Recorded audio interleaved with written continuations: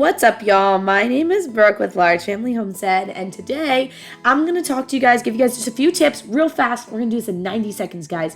Real fast tips for just growing some ginger, okay? We do it in zone 8B, which technically is too cold to do it all year round, but we started early inside the house, which allows us to do this. Now, we are very late this month, but we're putting it in the greenhouse, so it should not be a big deal.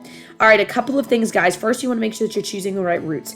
We just buy organic ginger roots from Azure Standard. You do not need to get like special like ginger seed or anything. You literally just buy the ginger roots from someplace like Azure Standard where they're going to be organic and they're not going to have been sprayed with like a growth inhibitor. And you just can plant those, okay?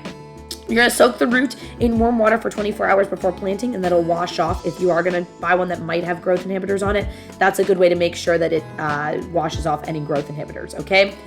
Ginger grows horizontally, guys, so make sure that you are using a shallow container that's at least 12 inches wide with good drainage. Plant in well-draining potting mix packed with compost, guys.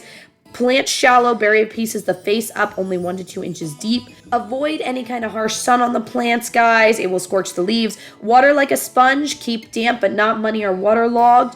Harvest early if needed, guys. These do take 8 to 10 months, but you can harvest little babies in 4 months by digging around the plant. Let me know if you guys have any questions in the comments. I'll see y'all next time.